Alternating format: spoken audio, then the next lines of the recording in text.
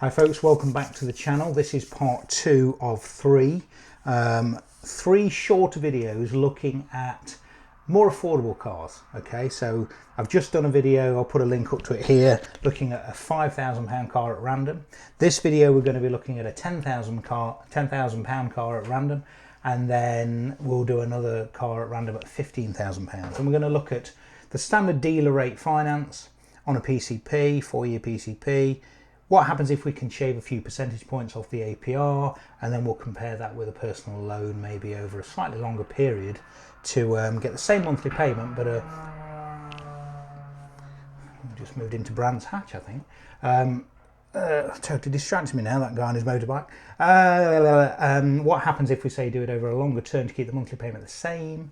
But you'll find, as we've talked about in the past, when you kind of make your own personal loan, the settlement figure at that point will be much lower than it would be on the PCP. Okay, so without further ado, so what I've done, I've gone on to Motorpoint again, no affiliation with Motorpoint at all, and I've just done a search for any car around the £10,000 mark, and the first car that's come up is a Skoda Fabia hatchback at 10299, petrol, 18 plate, 6,500 miles. Okay, so let's dig a little bit deeper into the quoted finance.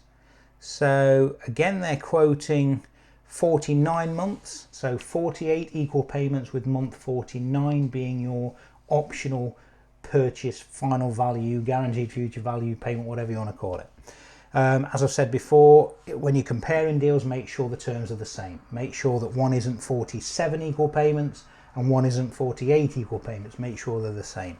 So let's put a deposit of 0 to make it easier to compare.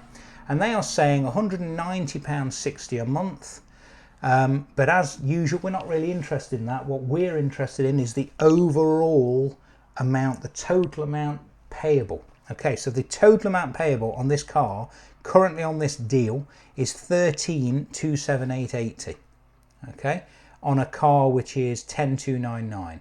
They're adding on their £99 pre-delivery fee. That used to be optional. I don't know whether it still is, so let's assume we have to pay it.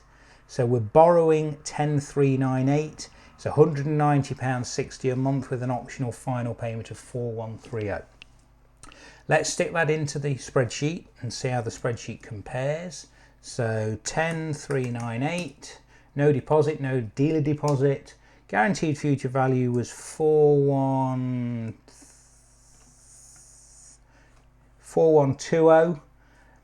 Optional payment is 4130 because there's a £10 purchase fee in there, so I'll use the 4130 amount. And the starting month we'll say is June 2020. APR at 9.9 and 48 equal payments. So the spreadsheet's coming out at 192.74. They've got 190.60, so it's over reading slightly.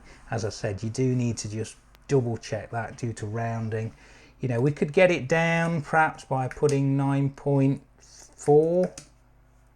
9.5. Yeah, you see, it's probably a rounding error. This is what I've said before. They're quoting 9.9, but it could actually be 9.85, couldn't it? It could be 9. You know, so if we put 9.85, it comes out at 192.42. For 9.5 on the spreadsheet, we can get it to within a few pence, maybe 9.6. Yeah, let's try 9.6 on the spreadsheet, roughly, to get the same maths. So 13,288 on ours, they've got 13,278. So that's pretty close, isn't it? So let's see what would happen if we could shave off a few percentage points on this deal, because it's always worth asking. You might not get it, but it's worth asking if you can get, you know, say to them, what's the best APR you can get me? You know, they can go to a variety of different lenders and they might be able to get you lower. So I'm going to assume on the spreadsheet that we can get 6.9. Now, you know, it might be a little bit more than that, might be a little bit less than that, but let's put 6.9 into the spreadsheet. Brings it down by £17 a month, look, and shaves off about £850 of the total amount payable over the term, just for asking. So do ask that question. can you go lower on the APR? We can save £17–18 a month just for asking. Let's now see how much it would cost if we were to borrow, let's say 10.5 grand from Sainsbury's Bank. Again, no affiliation, loads of lenders, but you know, they often have a very good rate. Let's say we want to borrow 10.5. They increased. Do you know they have? Look, it looks like they've upped their rate to 4.9. Look, that used to be 2.9. Interesting. Anyway, so 10.5 grand over 4 years. Now look, the monthly payment's gone up. Of course it has, because this is a straight HP, not a PCP. But remember, after 48 payments, you've got nothing to pay. On the PCP, we've still got £4,130 to pay. Now, yes, it's cost us, in this case, the same amount of months, it's cost us about £60 a month to get there. So you might think, well, I can't afford that. So one other thing you can do is what I've talked about in the past is kind of lengthening the term on the personal loan such that you get a comparable monthly payment, but the final value at the end is still much less than it would be on the PCP. So let me show you what I mean. So if we say, okay, we're not going to borrow it over 4 years, we're going to borrow it over 5 years.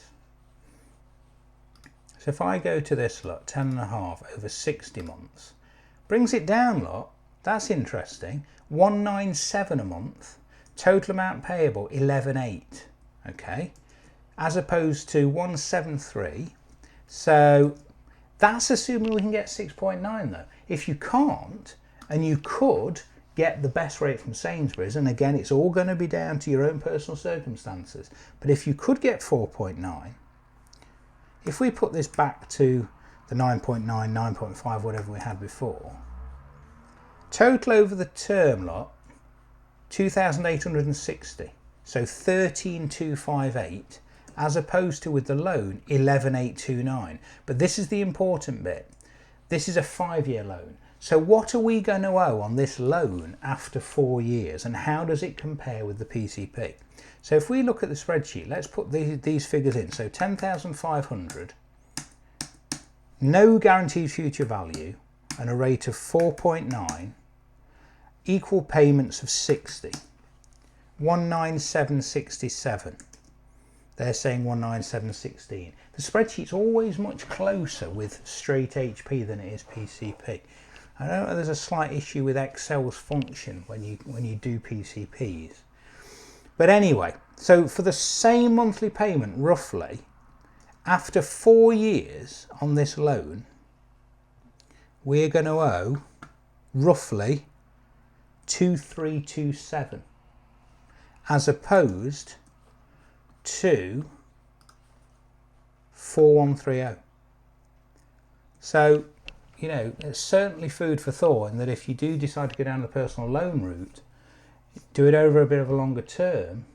When you get to 12 months to go, you owe half the amount that you would. So if you want to sell the car after 4 years, if they're saying that that car is going to be guaranteed roughly to be worth 4 grand, and you only owe 2 grand on the loan, you've got £2,000 in your hand towards the next car, and it's cost you pretty much the same monthly payment to get there.